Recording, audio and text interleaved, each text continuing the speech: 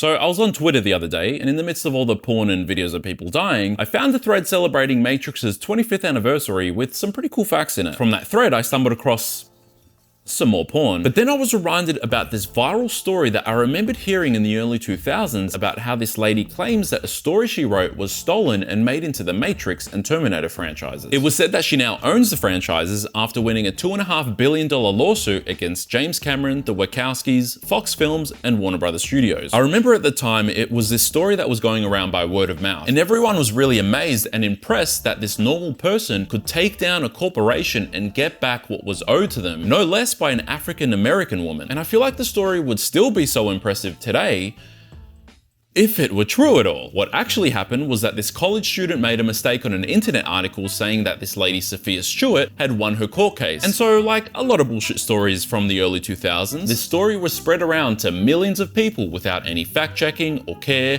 or repercussions. And because of that, it is still believed 20 years later. Whatever fucking happened to that lawsuit? Remember there's a lady who wrote a book? Apparently her story was remarkably close. It's false that she won the large judgment.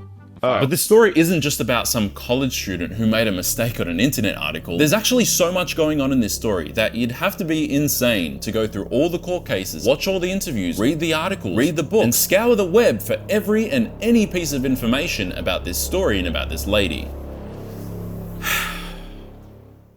And so of course I did that. Now for the context of this video, it's important to know that she did actually write a story in the form of a 6-page film treatment that she called Third Eye that she completed in 1981. She also wrote a 45-page extended version of that treatment that she completed in 1984. And although this lady's story is one of the most boring, uncreative, disorganized stories I've ever read, it's still very interesting to compare it to the movies, which trust me, we're gonna do a bit later. But the most interesting part to me of all of this is actually the lady behind it all, Sophia Stewart. And so I think we need to be introduced to her. But I think the person who's gonna be able to introduce her the best is actually her. Hey, I'm a prodigy. And I could write anything, any genre, a master writer. One thing, I'm a prodigy. I'm a visionary healer myself. And I'm a prodigy. I have a gift, I'm a visionary. A seer. The same way that Hustler, same way Leonardo da Vinci, anybody that has made a huge contribution to society. I'm a prodigy, a polymath. Right. But we're only just scratching the surface, my friend. I'm gonna take you on a journey, but in order to do that, we need to go deeper. Wait, wrong movie. We need to plug in, follow the white rabbit, take the red pill?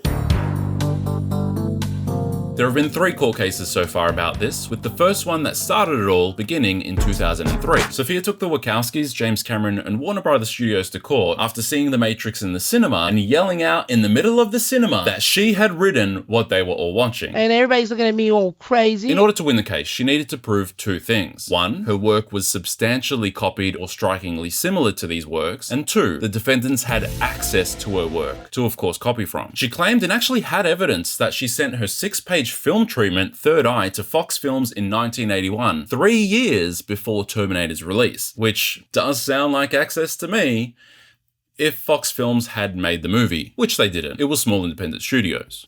That is not all the facts. Hey, Philip Banks here. No, I'm not the Philip Banks from Fresh Prince of Bel-Air. We both might be lawyers who are both from North Carolina, who both might be made-up people, but I have 2 L's in my name. I wrote a document on all of this for Sophia, and I'm gonna go through all the facts with you right now. Fox gave Sophia's story to James Cameron and Gale Ann Hurd. There's even an admission in the movie itself. You see, Sophia sent her film treatment to Fox on May 1st, 1981. Gale Ann Hurd, co-writer of The Terminator and married to James Cameron at the time, must have seen the story and got her idea for the Terminator there. So then she rushed to go make her film studio 12 days later on May 12th, 1981, which by the way happens to be the same day that they wrote that Kyle Reese comes back from the future in the Terminator. The date's 12.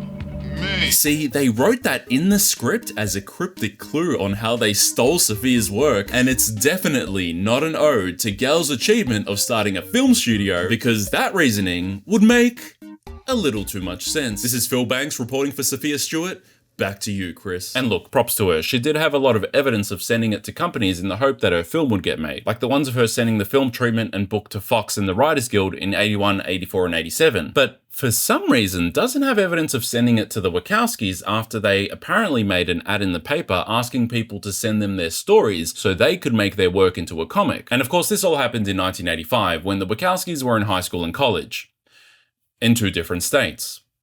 And not making comics at the time. So she couldn't prove access, and the judge said that her own admissions prove that they couldn't have access. Okay, so what about proving a substantial or striking resemblance to the films? For evidence, she presented her film treatment, her story, and a couple stacks of papers and letters. But the judge said that her evidence wasn't good enough, and she would need to provide more substantial evidence with really any proof that they stole her work. And so what was Sophia's response to providing more evidence? Well, she did have a lot of experience working in the law field. I am like a full-fledged attorney myself, and I do many laws. I'm prolific in any kind of law. I have a gift. So just like any other person well-versed in American law would say, she said, no, they have to. They need to prove that they didn't steal my work. They're guilty until proven innocent. Trust me, I'm an attorney. I know law, many laws. She also didn't show up to court on 2 occasions, and she lost the case. 2014, she sues her own lawyers in relation to the 2003 case after claiming malpractice because her lawyers didn't submit the films as evidence, and she says that's why she lost. And not because the defendants didn't have access. She admits they had no access. She didn't show up to court on multiple occasions. She expected the defendants to submit the films as evidence. She says the court made a mistake in asking her to bear the burden of proof that they copied her work. And most importantly, she herself admitted in that case that her story and the films aren't substantially or strikingly similar. Regardless of any of that, she tried to sue her lawyers for $15 billion in damages. The judge reasonably said no to the $15 billion, but she did go on to win the case against one of her lawyers, and the judge ordered him to pay the court fees for Warner Brothers' side in the original case, which was $305,000, pay her $10,000 for what she paid him, and also give her $350 for a filing fee. I know that's kind of a lot of zeros away from $1 billion, but that doesn't stop Sophia from saying that because she won this 2014 case against her lawyers, that now means that she's the owner of the Matrix and Terminator franchises. I know law, many laws. 2019. She tried to sue them all again, but it was all thrown out before it even went to court. But you wouldn't hear that from her. She says that they're lying and they're hiding the case because they need to protect people, and that's why when you look up the case, it says that she actually lost. Which, if she were a liar, would be a pretty good excuse and kind of hard to argue with. So, is she a liar?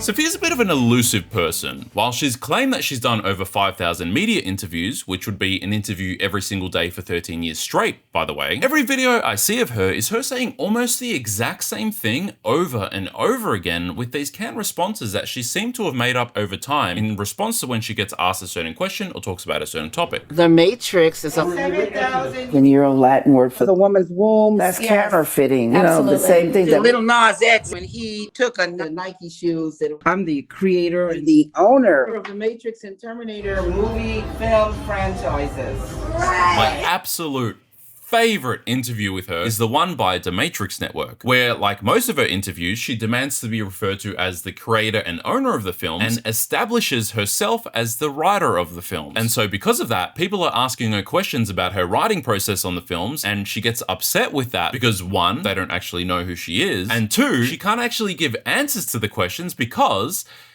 she didn't write the film. And so for an hour and 40 minutes, she just absolutely shits on everyone she talks to and refuses to answer a single question properly. Did you receive the credit that you should have received? I don't. Credit is like when you go get a credit card. It gets so bad that people just end up refusing to ask questions. I just want to listen right now. That's okay, please. You could say they are Sophia full of her. Thank you. Thank you. So this interview begins with the host DWI mentioning how he's been influenced by The Matrix with his business. He talks about his mum and how she's not here anymore. And he seems legitimately excited to be interviewing who he thinks, at the time I guess, is the creator of this franchise he loves. On top of that, he seems really lovely and he's established his channel to uplift people and artists in his community. And so of course, Sophia takes this opportunity upon herself to disrespect him and his mother in the first few minutes. So I'm going to call you the official mother of The Matrix.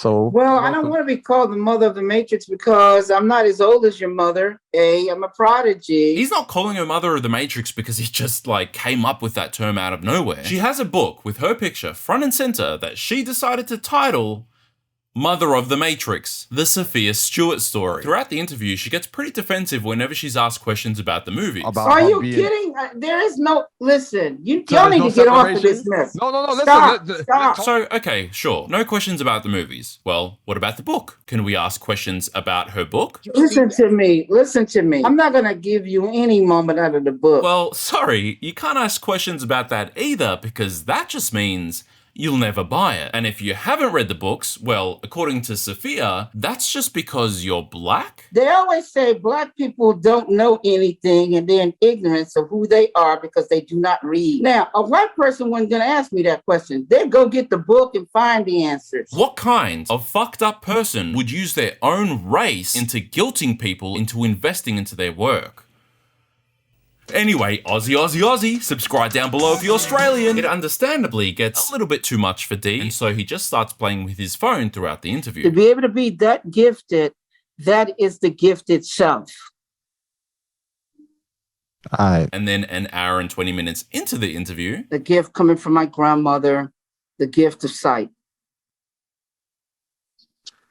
Thank you for that. He just gets up and he doesn't say where he's going. And look, honestly, I think we'd all be doing the same thing. And to be a master writer, that I can write any genre. I can write science fiction, which I've done, comedy, adventure, espionage, mystery. I can even listen to your story and write it. I could honestly make a whole video on just this interview alone. The deception and contradiction that she just has throughout the whole thing. It's just beautiful in some sort of way. All right, so you said the truth is in the book. What I didn't say the truth is in the book. That you... came out of your mouth. Well, if you're looking for the truth, you just get the book. So we've looked at a couple things so far together, but let's actually recognize the different deceptive tactics she uses to circumvent any challenge or divert from perfectly fine topics or questions. She uses really basic concepts mixed with confusing language to confuse a person into thinking that she knows what she's talking about. This is why Apple and Microsoft became the billion-dollar, trillion-dollar babies, is because IBM and Xerox didn't know what a mouse was.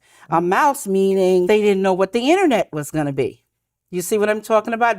I don't think you know what you're talking about. It was what? And that's why Steven Spielberg and all of it. You know, when we come back, I'm gonna... This one's a little bit harder to catch, but she'll answer a question with a piece of information that can be thought of as relevant, but when you actually think about it, isn't actually an answer to the question at all. Right, so you wrote the book and the script. Yeah, because I'm an attorney. I already knew copyright laws, I already knew trademark law. That would have been a great answer if his question was, are you an attorney? The FBI told me about it. What? Later. Yeah, because I come from a military law enforcement family. Dude, Jesus came down from the heavens yesterday and we totally hung out. Whoa, really? Yeah, dude. My family is very Christian. She uses vague or misleading language when she's saying something, so she's sort of telling the truth when she's saying something that's probably not truthful. To reclaim whatever is taken from them. And I've done that. I've gotten a guy his avatar copyright. She got a guy his avatar copyright? Or is that sort of like the copyright she has for the Terminator 5 parentheses the hologram clones, or Matrix 4 the evolution cracking the genetic codes, which is due out to come out in cinemas in 2014, by the way. Really excited for that one. But going to the copyright office and copywriting something with a similar name doesn't give you the copyrights and ownership to the originally created work. You could do the same thing. You could go to the copyright office and copyright something called Big Cock, and then you could go around and tell everyone truthfully that you have a big cock. Let's look at the specific way that she uses words in her bio. It was through her association with the entertainer Janet Jackson that she became involved in a special project that enabled her to write her first television scripts entitled My Special Love and Blue Shore. Association. What's your association? Did you pass her on the street? Did you watch her live concert one time? I'd really like to know what your actual association with her is. Janet Jackson. Make sure to throw in a really big name so it can make the rest of your sentence sound really impressive. Involved? Oh.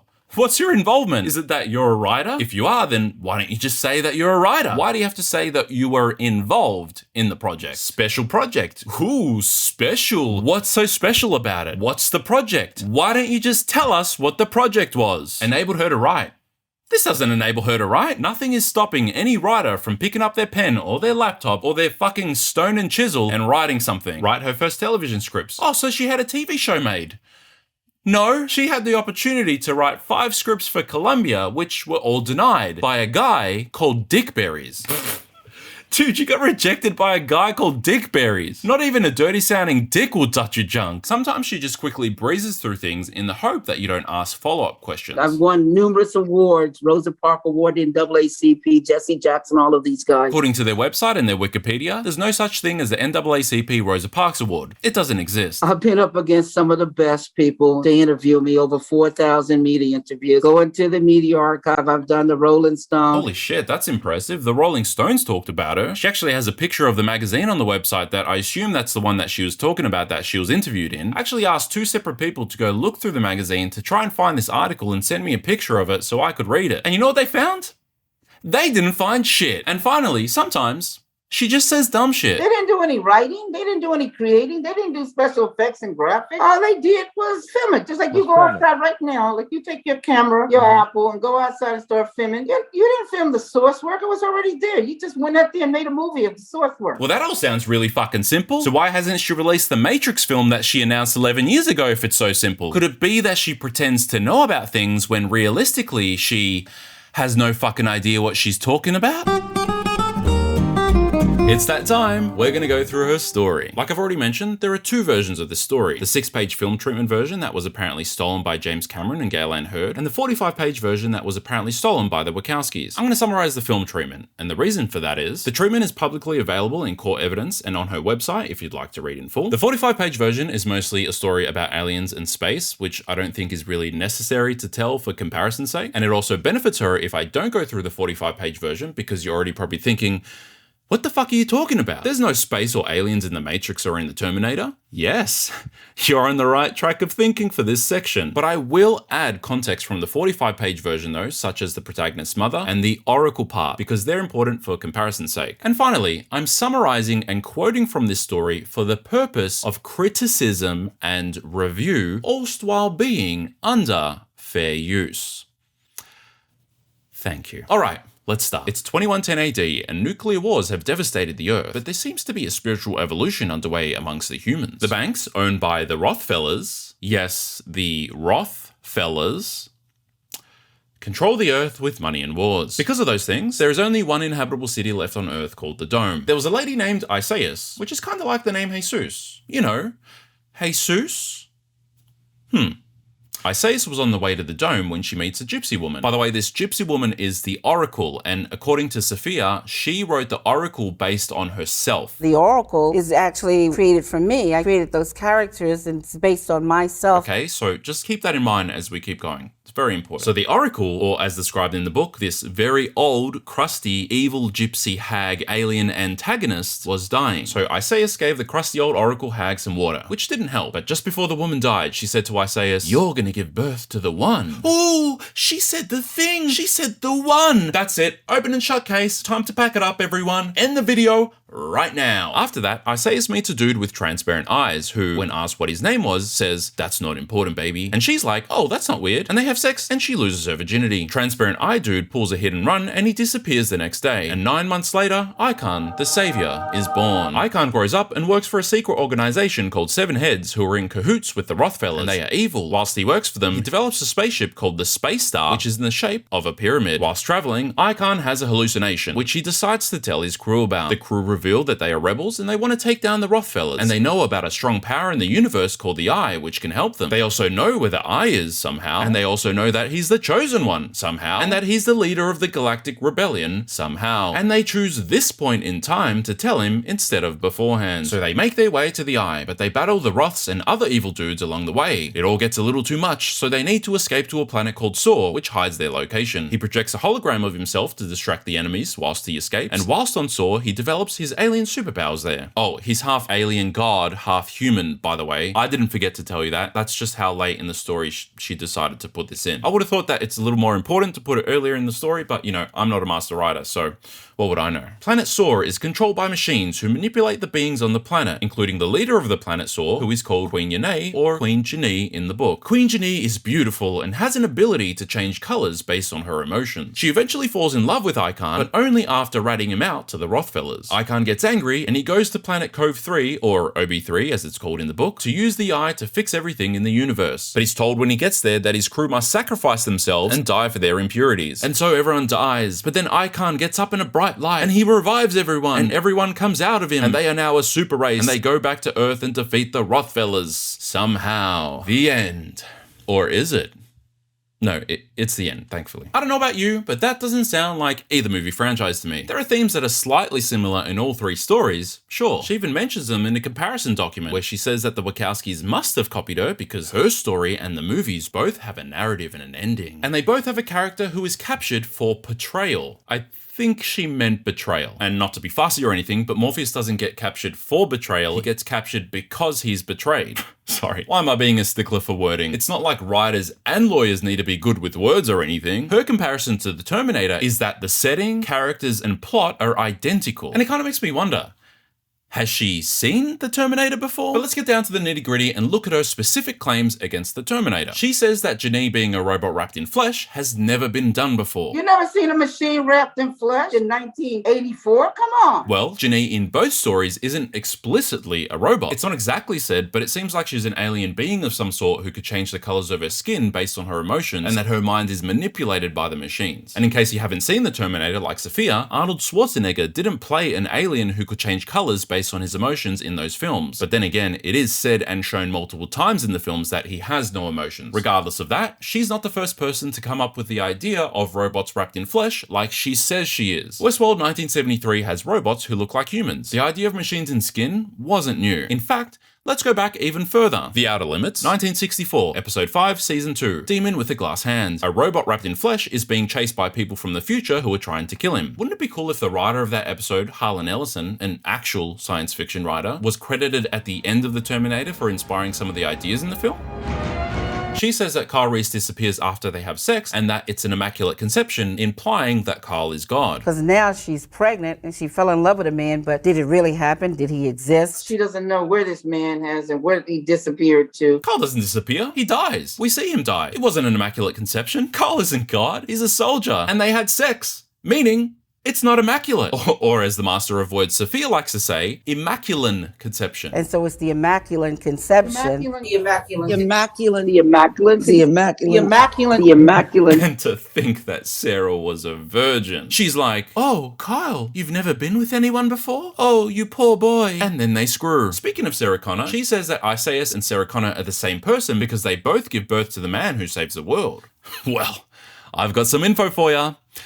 Someone had to fucking birth him. Oh, and remember when I said I needed to add Isaias to the film treatment summary? That's because Isaias wasn't in the 6-page film treatment version that she sent to Fox in 1981. You know, the one that was apparently stolen by James Cameron and Gale Ann Hurd. Her biggest claim to the Terminator is that the original minute and 45 seconds at the start of the first film wasn't in the original script, and that they added that in after they saw her story. She goes further by saying that her words are copied verbatim at the start of the film. Here are the two side by side. I gotta say, I don't think she knows what the definition of the word verbatim is. So then finally, the dumbest claim against the Terminator. Her story has a quote, from no character in particular by the way, that says, "Watch the heavens, we will be back." She says the Terminator line, "I'll be back," wasn't in the script, but it was in the script. It originally said, "I'll come back." If she actually understood stories and what humor is, she'd understand that that line is comedic relief for what becomes a very tense scene. He can't get into the police station by walking in, so he analyzes the material and size of the room, and he comes back.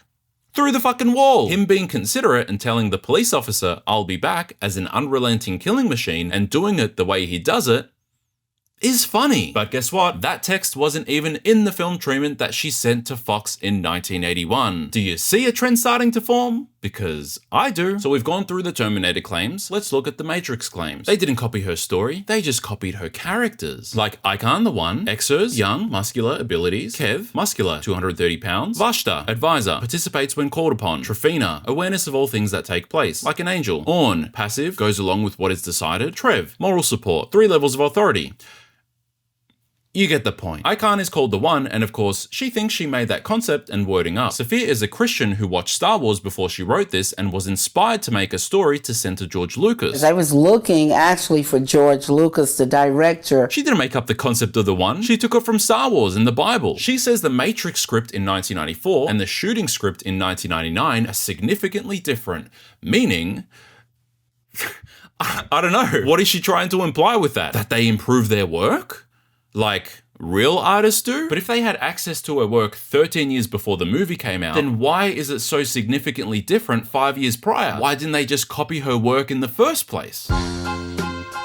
A thought that I had about all of this was that Sophia says that she's a master writer because she can make stories out of thin air. But you could go tell me to go build a table and I'd go make one pretty quickly. That doesn't mean you should trust eating your dinner off of it. And if you can make stories out of thin air, that doesn't make you a good writer. That makes you a good liar. I honestly think at the time Sophia truly believed that her work was copied. A couple minor coincidences and similarities can make anyone suspicious. But I think that over time she realized she was wrong, but she'd already dug herself into a hole so deep that she couldn't get out of it without looking like an idiot. At the same time, she was being given that thing that she was probably desiring her whole life, to be noticed, to be important, to be inspiring, to be intelligent, things that we can all relate to wanting to be. But it happened to come at the expense of manipulating people and capitalizing on a once-in-a-lifetime opportunity, because if it wasn't for this college student's mistake, no one would know who she is. She reminds me of other people who talk themselves up and create fake stories about their lives because these people are deeply insecure and they grow up learning how to pick the right people to follow them by molding their own personality to feed into the insecurities of the person that they're talking to. And look, I might be going hard on her, but I actually honestly feel bad for her. Her narcissistic grandiosity aside, I think that she's lost, like most people in life are. But the time and effort that she's put into carrying and manufacturing in what my opinion is a lie could have been put into actually working on something significant. She wrote a book. Writing a book isn't easy. I actually think that's legitimately really cool that she's done that. It doesn't matter that it was shit. You don't just make amazing work straight away. It takes time. Time that she's taken away from herself to manipulate others and live a lie. But I think that it's gone way too far for her to go back now. There is still so much to this story that I've cut out or I've had to leave out, but there are some notable claims of hers, such as Schwarzenegger offering her $5 million for creating the story, Warner Brothers offering her $30 million for the Matrix 4 script, Lawrence Fishburne flirting with her on the red carpet. She says she was engaged to marry Muhammad Ali. She says she created the special effects for the Matrix. She claims her husband's in the UFC. And she says that the Transformers movies were stolen from her too. But for the sake of not making this video an hour long, I had to avoid a lot of those stories. And of course, this video is just all my opinion. Maybe I'm wrong. Or maybe I'm not. I worked a lot on this video, and I hope you liked it. There's a thumbs up underneath this video and a subscribe button. You should press them. Thank you for watching. See ya.